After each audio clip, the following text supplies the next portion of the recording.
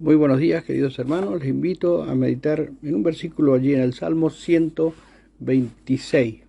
Salmo 126, versículo 3, que dice unas palabras tan preciosas. El salmista dice: grandes cosas ha hecho Jehová, con nosotros estaremos alegres. Grandes cosas ha hecho el Señor con estos. Y ellos, el pueblo de Israel, como pueblo de Dios, reconocerían también una vez más si la manifestación del poder del eterno Jehová Dios en obra de salvación y en multiplicación de bendiciones. Él los salvó por amor de su nombre, para hacer notorio su poder, dice el Salmo 106. Este particular conocimiento del Señor y las muchas dulces vivencias de sus obras de gracia es nuestra especial herencia como pueblo también espiritual de Dios, redimido por la sangre preciosa de su amado Hijo. Primero vemos grandes cosas ha hecho, su poder, vemos aquí. Todos tenemos nuestras propias experiencias de la gracia del Señor en nuestras vidas, especialmente desde que fuimos hallados para salvación. Cada uno podemos recordar lo que el Señor ha hecho con nosotros, aún permitiendo pruebas que hemos creído no poder superar. Más bien, yo quisiera enfocarme y compartir con ustedes las palabras, las grandes cosas que el Señor, que hace el Señor de esta manera. Podemos hablar en medio de la prueba, es decir, del dolor, angustia, tristeza, lágrimas, de grandes cosas. Bueno, este es un interrogante que cada uno debe contestar a solas, con sus sentimientos y con su corazón abierto a en la presencia del Señor. Es probable que nosotros, como humanos, con una mentalidad finita, limitada, las grandes cosas del Señor lleguemos a clasificarlas como buenas o malas, agradables o desagradables. Hermanos, con las grandes cosas del Señor que siempre ayudan a bien a los que aman, solo se puede hacer una diferencia. Las grandes cosas cuyo por qué o para qué el Señor le place mostrarnos abiertamente, o las grandes cosas que no comprendemos, que el Señor las tiene velada a nuestro entendimiento con un determinado propósito hasta la posteridad de la revelación en su buena voluntad. Todos sabemos que no hay promesas del Señor respecto a que seremos librados de la prueba. Todo lo contrario, porque la prueba se hace necesaria para fortalecer nuestra fe. La prueba nos ayuda a depender del Señor y a confiar en Él. Es útil para el crecimiento espiritual. Nos dice el apóstol Santiago: consideren como un motivo de gozo puro cuando tenga que enfrentar pruebas de varias clases, porque saben que la prueba de vuestra fe produce constancia, y la constancia necesita llevar a feliz término su obra, a fin de que seamos maduros y completos. Santiago 1, versículo 2 y al 4. Crecimiento es perfección, porque en medio de la prueba grandes cosas hace el Señor con los que le aman. El gozo y bendición del Señor en la vida del creyente no consiste meramente en la bonanza, en el reposo o en la prosperidad que nosotros entenderíamos como una vida placentera. La bendición constante, permanente, la bendición que enriquece, tiene un secreto: la seguridad de que aunque ande en valle de sombra de muerte, como dice el salmista, o como dice otra versión también, aunque pase por quebradas muy oscuras, tú, Señor, estás conmigo.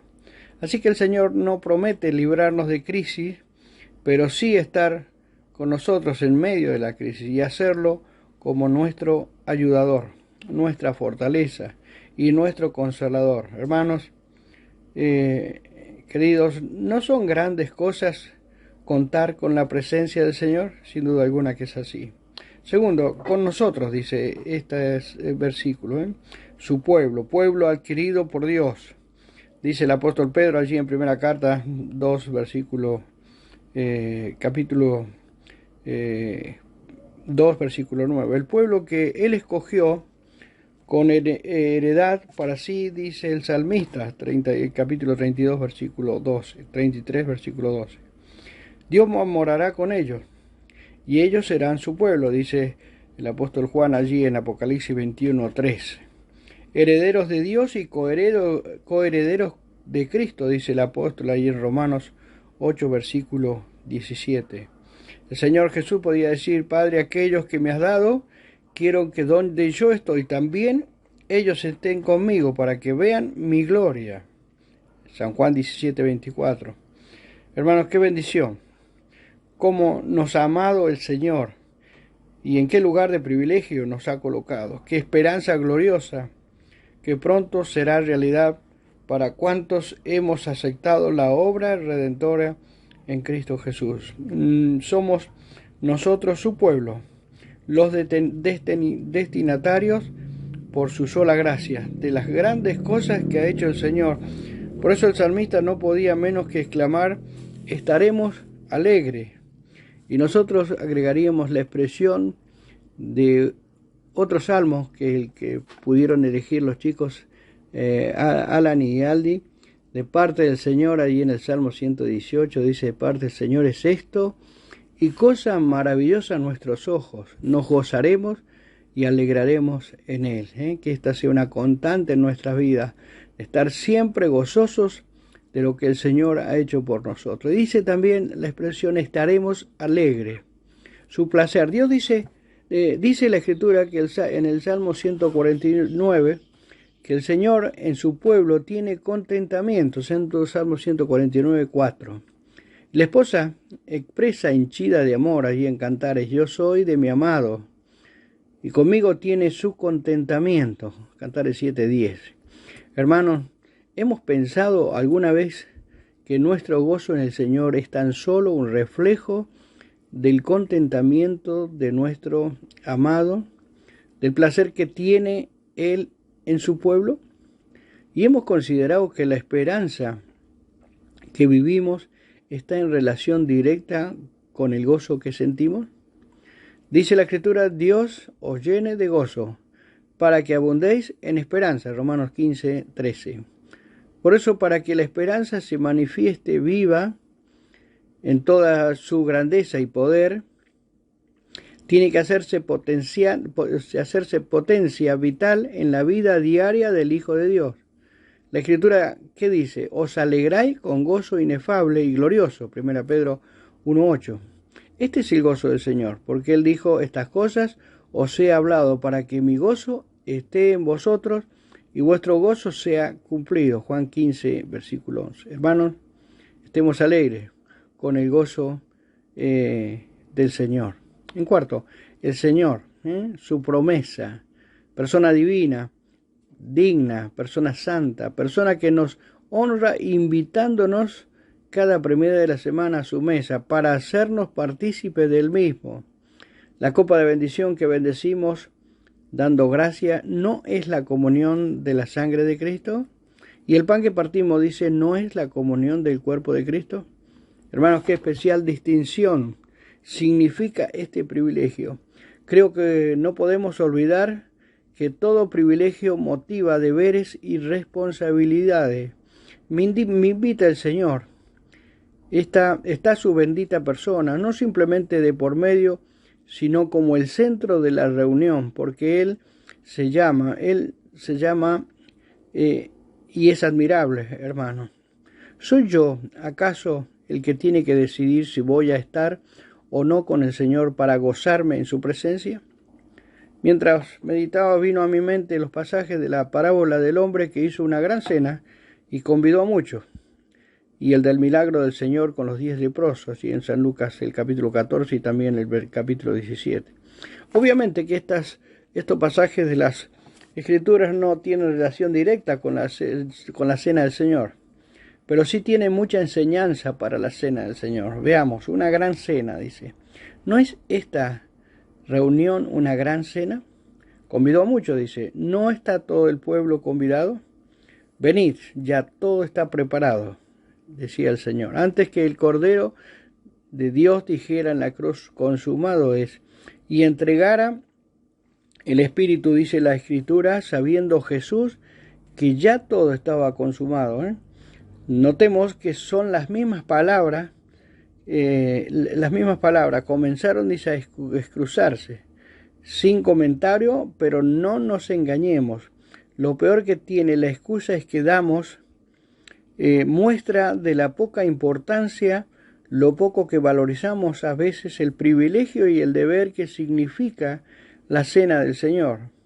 Y en otro pasaje vemos a los 10 leprosos caminando, clamando por misericordia, dice, el Señor les dice, mostrado a los sacerdotes, les dijo el Señor. Y mientras iban, dice, fueron limpiados.